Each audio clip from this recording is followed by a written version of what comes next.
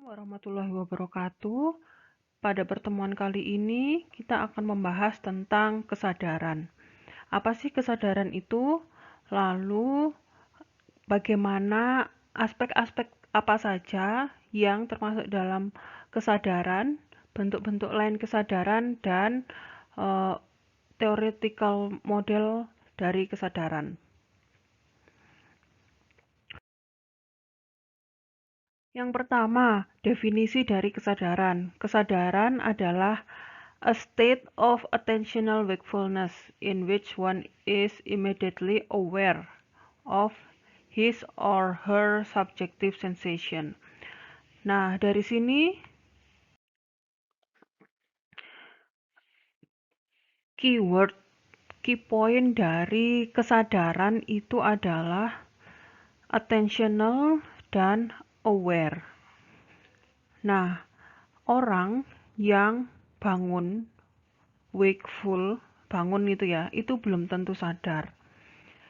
Dia dikatakan sadar ketika selain dia menyadari bahwa dirinya bangun, dirinya ada, dia juga attention, perhatian terhadap apa yang terjadi di sekitarnya, yang terjadi di luar dirinya maupun yang terjadi di dalam dirinya.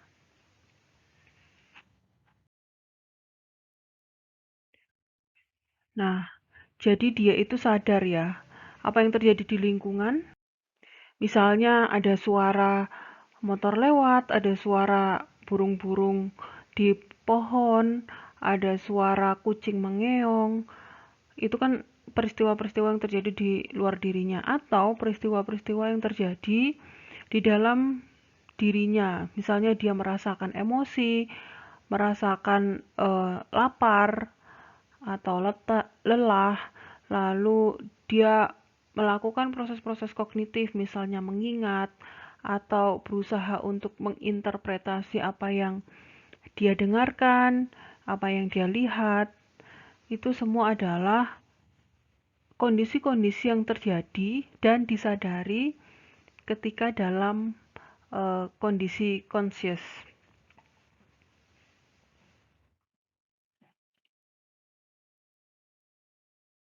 Menurut Zeman, terdapat 4 kriteria di mana bisa menjelaskan kesadaran itu.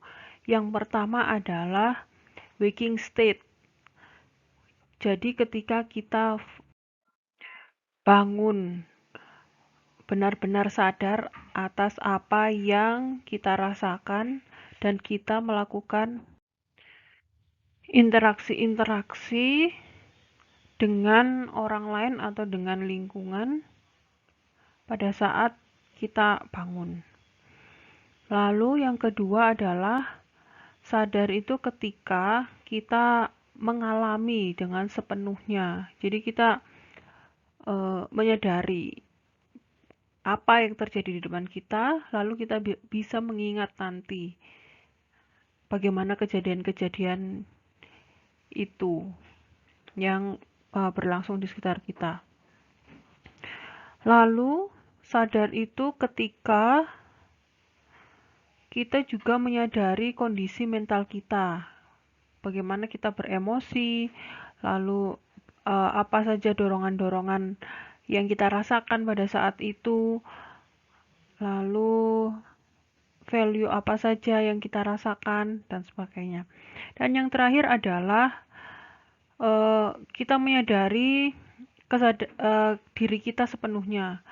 Jadi kita tahu siapa diri kita, kita memahami siapa diri kita, kemudian kita bisa mengontrol apa saja yang kita pikirkan atau apa yang kita lakukan. Itu tadi karakteristik kesadaran menurut Zeman.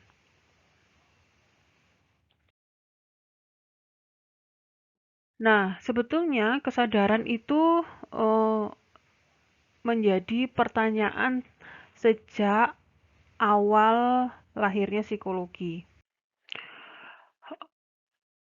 Diawali oleh pertanyaan dari William James. Nah, William James itu mendefinisikan psikologi sebagai studi dari mental, kesadaran mental.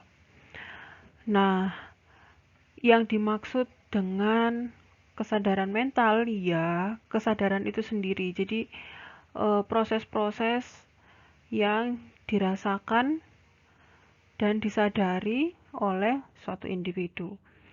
Namun, pertanyaan-pertanyaan atau perkembangan studi kesadaran ini berhenti akibat berkembangnya behavioristik di awal abad ke-20. Jadi tahun 1900-an awal itu kan berkembang behavioristik. Masih ingat behavioristik itu tentang apa? Nah, behavioristik itu kan percaya bahwa yang empiris itu adalah yang bisa dipercaya. Jadi ketika proses itu tidak bisa diamati, maka itu tidak perlu dijadikan concern, dijadikan perhatian, diperhatikan lebih dalam, dipelajari lebih dalam. Nah, menurut behavioristik, proses-proses kesadaran itu sulit atau tidak dapat dipelajari atau tidak dapat ditangkap secara empiris, sehingga mereka tidak mengembangkan studi-studi tentang kesadaran. Nah, pada pertengahan abad ke-20, tahun 1960-an, pertanyaan mengenai kesadaran muncul kembali karena seiring dengan berkembangnya psikologi kognitif. Nah, mulai banyak ilmuwan-ilmuwan yang mempertanyakan tentang eksistensi dari kesadaran, lalu melakukan penelitian-penelitian tentang kesadaran, hingga akhirnya pada tahun 90-an studi tentang kesadaran mencapai puncaknya. Jadi benar-benar memiliki fans sendiri ya tentang kesadaran itu. Jadi ada ilmuwan-ilmuwan yang memang mendedikasikan waktunya untuk menguji kesadaran menggunakan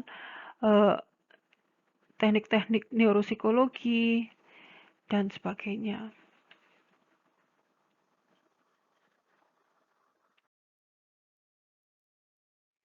Berikutnya akan dibahas tentang kerangka kesadaran. Jadi, keadaan sadar itu aspek-aspeknya apa saja. Nah, secara umum, kerangka kesadaran ini diwakili oleh 5 hal. Aware ini ya, ini yang utama. Tapi ada tambahan karakteristik aspek-aspek yang melengkapi dari kerangka utama ini. Jadi ada awareness, sesuai dengan kunci utama dari consciousness adalah awareness. Ada E, W, A, R, E, lalu dilengkapi dengan N, I, S, S. Nah, apa saja masing-masing aspek dari kesadaran ini?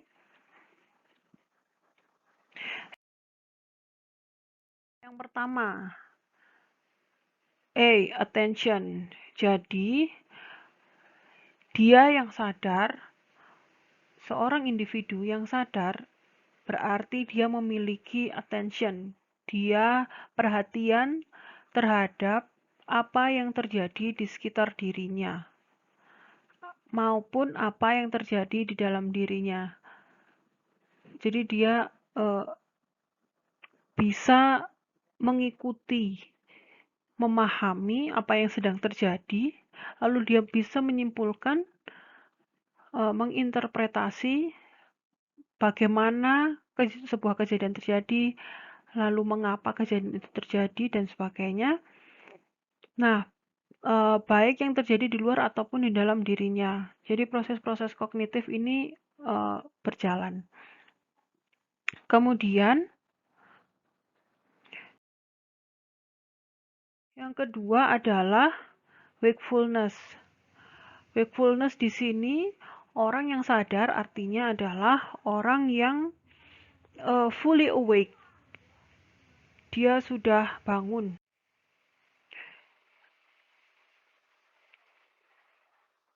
Dia bukan dalam keadaan tidur atau kondisi kesadaran lainnya, tapi benar-benar terbangun.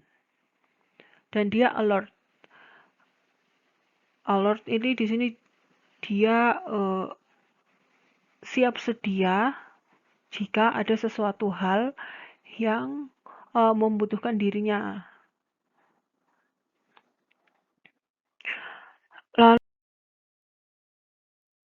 Lalu yang ketiga ada arsitektur. Arsitektur ini membahas tentang kesadaran itu didukung dengan arsitektur organ yang mendukung kesadaran. Nah, organ di sini apa? Organ di sini adalah otak. Jadi, ketika proses sadar itu terjadi, maka ada bagian-bagian otak tertentu yang juga aktif. Dan bagian otak tertentu itu disadari tempatnya di mana. Misalnya, saudara-saudara masih ingat nggak? Ketika kita mendapatkan sensasi tentang penglihatan, bagian otak mana yang aktif? Atau kita mendapatkan stimulus dan sensasi tentang pendengaran, bagian otak mana yang aktif? Atau ketika kita beremosi, bagian otak mana yang aktif? Nah, itu adalah penjelasan tentang arsitektur pada kesadaran. Jadi ketika sadar itu ada bentuk-bentuk bagian-bagian di otak yang mengikuti.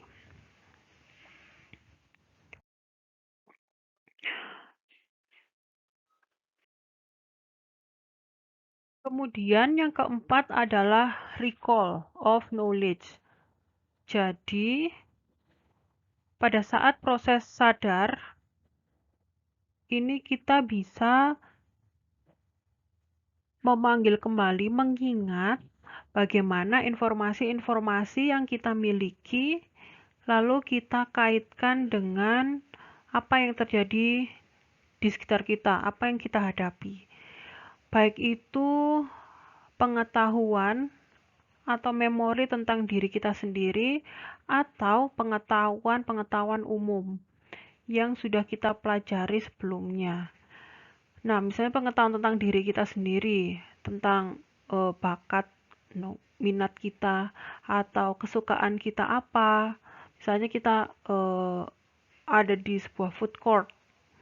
Lalu ketika kita sadar, kita bisa memilih kita mau makan apa, lalu yang disesuaikan dengan budget kita, disesuaikan dengan kesukaan kita memang, atau disesuaikan juga dengan apa yang harapan yang kita inginkan. Misalnya di food court dengan uang 20.000, makanan apa saja yang bisa kita pilih. Oke. Kemudian saya sukanya apa? Apakah bentuknya berupa makanan atau berupa mie atau berupa yang berkuah, bakso, atau cuma camilan aja. Kemudian harapan misalnya, oh iya beberapa hari yang lalu saya dapat rekomendasi dari teman tentang sebuah makanan di food court ini. Apakah mau mengikuti itu atau enggak? Nah, atau pengalaman atau informasi-informasi yang sifatnya umum. Misalnya pengetahuan tentang makanan, misalnya ada yang halal atau yang haram, bagaimana proses memasaknya. Misalnya saya sudah lapar sekali gitu misalnya. Kemudian ketika ada beberapa pilihan makanan, oh saya ingin makanan yang itu, tapi menurut yang pernah saya tahu atau yang pernah saya baca, masakan itu membutuhkan waktu yang agak lama masaknya. Gimana kalau saya akhirnya mau memilih masakan yang lebih cepat aja buatnya, supaya saya bisa segera makan. Nah, seperti itu. Jadi, ketika kita sadar, kita bisa menggunakan eh, bahan-bahan dari memori, kemudian kita olah sedemikian rupa.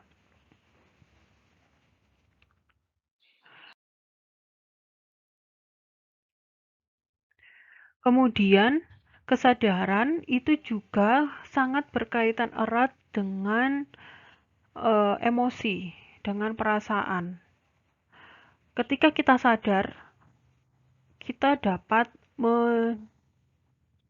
menunjukkan atau dapat merasakan emosi-emosi yang berkaitan dengan apa yang terjadi, entah di luar atau di dalam diri kita.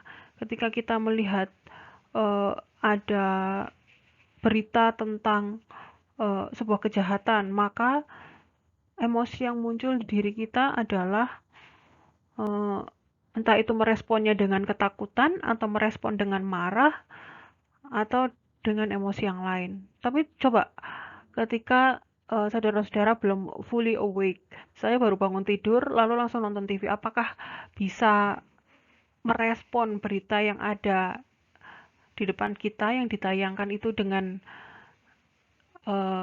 dengan emosi yang cukup, atau cuman sekedar melihat baru setelah, mungkin bahasa awamnya adalah setelah nyawanya terkumpul, nah gitu kan, baru kondisi fully awake, benar-benar sadar, baru muncul gitu kan. Nah, ketika kita benar-benar sadar, barulah kita bisa merespon berita yang ada di TV itu seperti apa, atau kita uh, baru bisa merespon apa yang terjadi dalam diri kita. Misalnya uh, baru kehilangan kucing kesayangan gitu misalnya.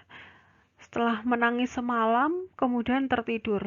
Begitu bangun, uh, lagi-lagi kita belum bisa merasakan apa yang sebenarnya terjadi. Tapi ketika kesadaran ini sudah 100% gitu ya misalnya, kita baru menyadari, oh iya sudah nggak bisa ketemu si Meong lagi, dia sudah pergi, hilang entah kemana, apa yang harus kulakukan. Nah, muncul kesedihan itu lagi.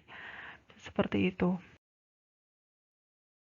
Ini adalah aspek pelengkap dari kelima aspek sebelumnya. Yang pertama ada novelty. Novelty itu eh, kita bertendensi untuk mencari kebaruan atau keunikan dari apa yang kita alami. Baik itu dialami eksternal maupun apa yang terjadi di dalam diri kita. Nah, di sini dituliskan bahwa meskipun kita melalui hal yang sama, tapi kita ketika orang itu sadar, dia akan bisa mengidentifikasi hal-hal yang baru. Misalnya, ketika kalian berangkat ke sekolah, ke kampus gitu ya, melalui jalan yang sama, dengan pola yang sama setiap hari. Tapi ketika kita melewatinya dengan sadar, kita bisa mengidentifikasi, oh kemarin di perempatan ini nggak ada polisinya, sekarang ada polisinya. Atau kemarin di jam yang sama lebih macet daripada hari ini. Seperti itu.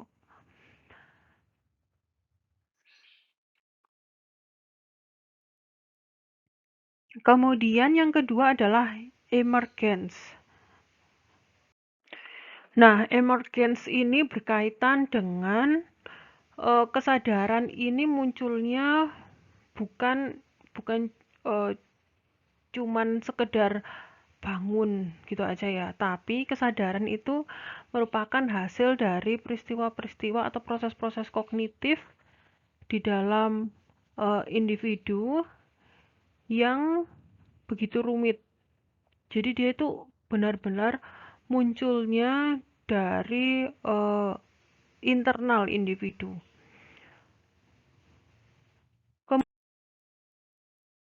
Kemudian ada S yang pertama, yaitu selectivity.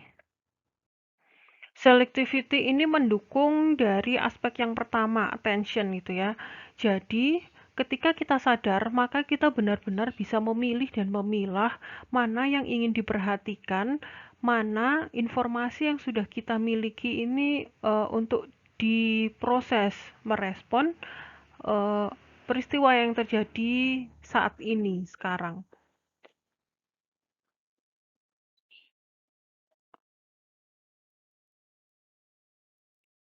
S yang terakhir adalah subjectivity, subjektivitas, yaitu sadar antar individu itu berbeda.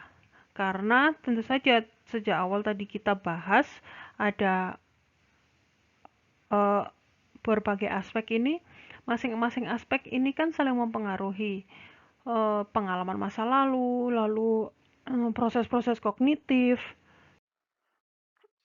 lalu kondisi-kondisi dia saat sadar, kan berbagai kejadian mempengaruhi itu, sehingga kesadaran seseorang itu pasti akan berbeda-beda satu sama lainnya. Demikian tadi penjelasan mengenai aspek-aspek dari kesadaran.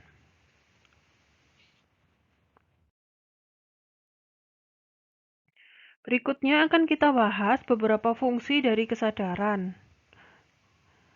Yang ini ada gambar dari Bars and McGovern. Dia menggambarkan beberapa fungsi kesadaran.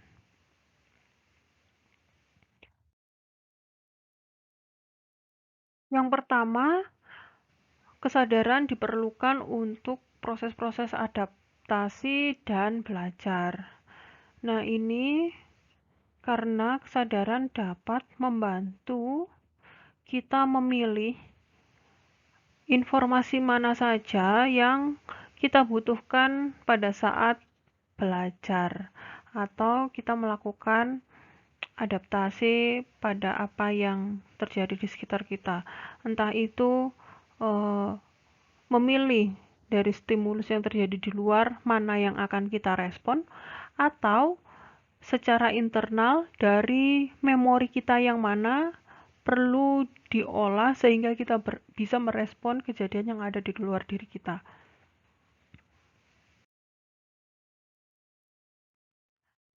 Lalu yang kedua ada context setting function. Jadi kesadaran kita gunakan untuk membantu kita mendefinisikan kita itu sekarang ada di mana, sedang apa, sehingga kita perlu untuk bagaimana. Jadi misalnya kita ingin mengeluarkan pendapat, tapi jika kita sadar kita sekarang ini dalam kondisi apa, konteks kita sedang di mana. Kalau konteks kita sebagai anggota organisasi, kita mengeluarkan pendapat dengan cara bagaimana.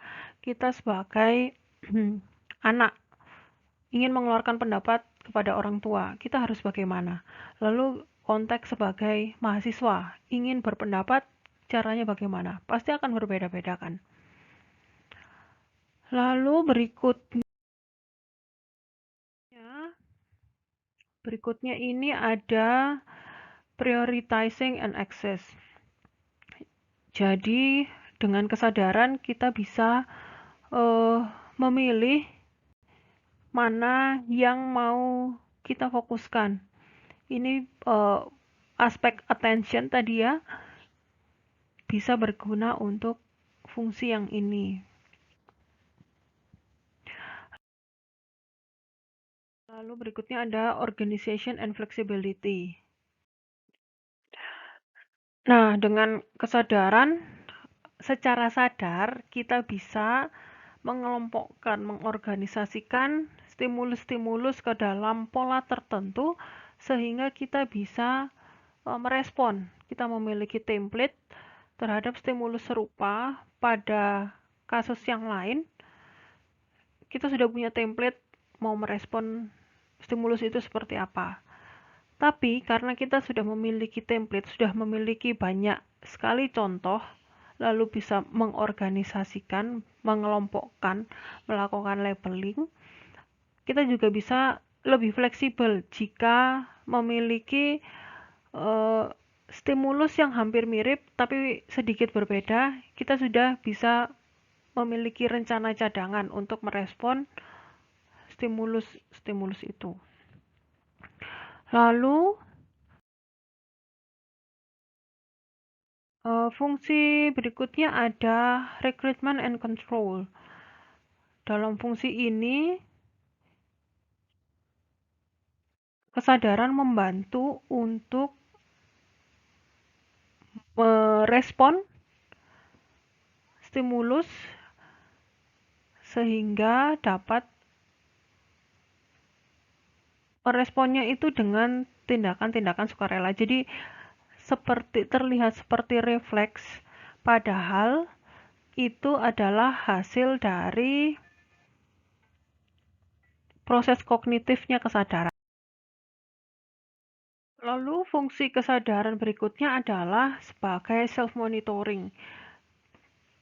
Tadi kan disebutkan ya bahwa kesadaran itu salah satu aspeknya adalah kita menyadari atau memahami siapa diri kita sendiri. Nah, ketika kita sadar, kita akan selalu bisa checking siapa diri kita, lalu apakah yang kita kerjakan saat ini tuh sesuai dengan konsep diri kita. Itu akan berlangsung terus-menerus sehingga kita itu akan entah kita bisa merubah konsep diri kita seiring kesadaran, seiring berkembangnya kemampuan-kemampuan kognitif yang kita miliki, atau dengan kesadaran kita bisa mengembalikan diri kita ke jalan yang lurus sesuai dengan konsep diri kita, apa yang kita ingin bentuk untuk diri kita sendiri.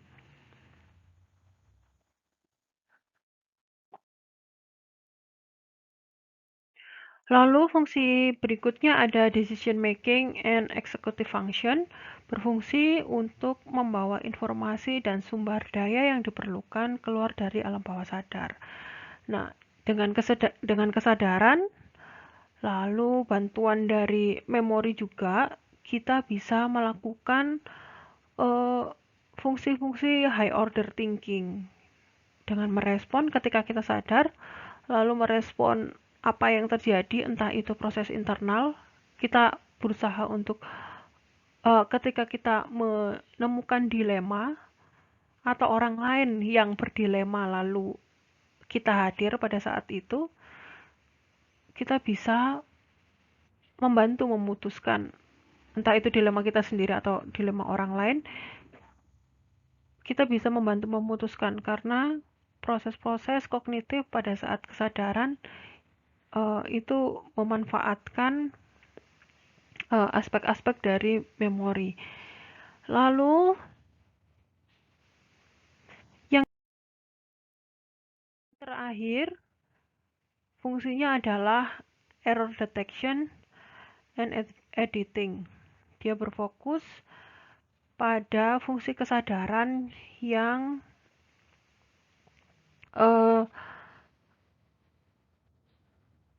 memberitahu individu saat dia melakukan kesalahan.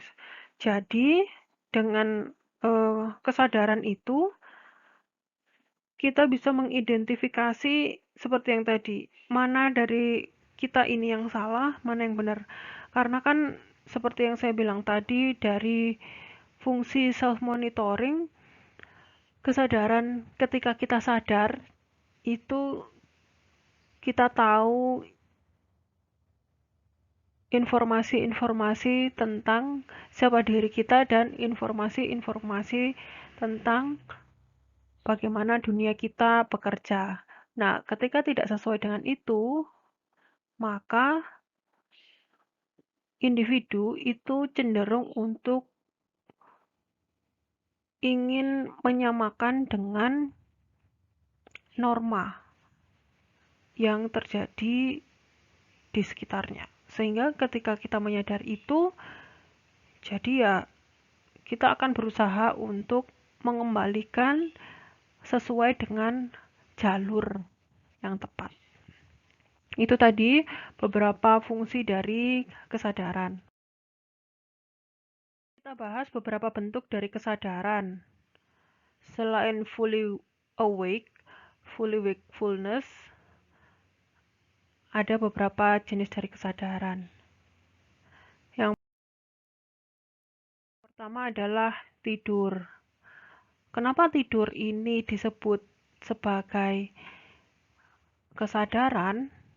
Karena ternyata pada saat kita tidur, itu kondisi otaknya itu sama seperti saat kita terbangun. Nah, eh, sebetulnya tidur itu tubuh dalam kondisi saving energy mode gitu ya. Tapi proses di otak itu tidak berhenti. Kalau berhenti itu namanya mati tentu saja. Nah, itulah kenapa saat kita tidur pun ketika kita dengar alarm atau suara yang keras atau kondisi yang tidak umum, misalnya tempat tidur kita bergoyang kuat gitu. Nah, kenapa kita bisa segera terbangun? Itu terjadi karena otak itu masih sadar meskipun dalam kondisi mode saving energy. Nah, ini ada beberapa tahap ya, tahap dari tidur. Nah, saudara-saudara bisa baca sendiri atau saudara-saudara bisa mengingat di mata kuliah neuropsikologi. Lalu yang lain ada mimpi. Mimpi ini muncul saat kondisi tidur REM. Jadi REM itu rapid eye movement, ketika mata bergerak begitu cepat, diindikasikan pada saat itulah seorang individu sedang bermimpi.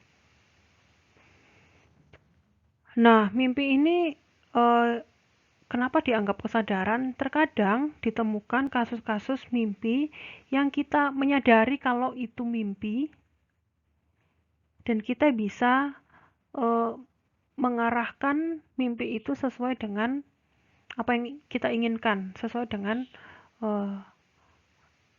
karena kita menyadari itu mimpi. Jadi kita oke, kita mau belok ke sini aja. Seringkali kalau mimpi yang lain itu kan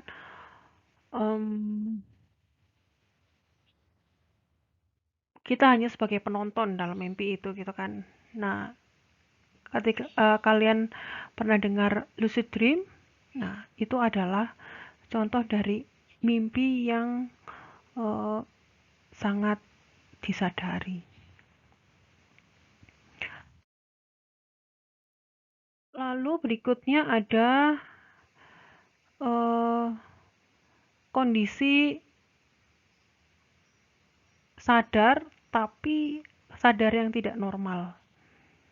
Itu akibat dari penggunaan obat-obatan, khususnya obat-obatan yang sifatnya depresan atau halusinogen dan beberapa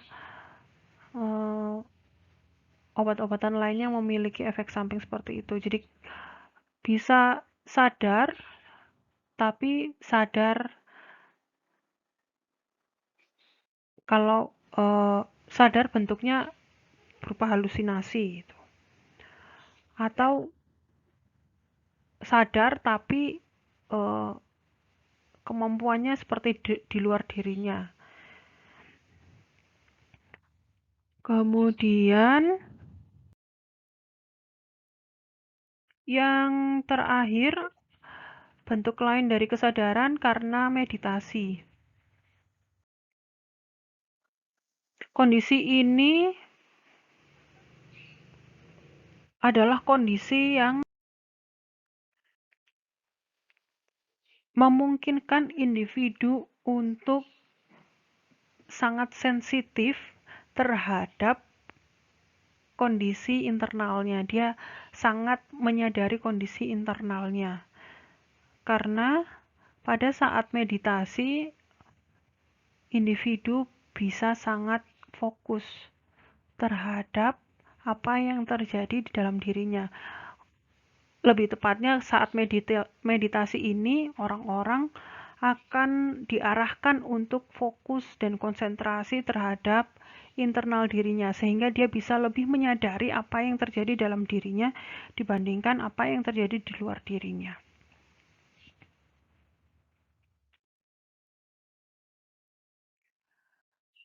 Kemudian ada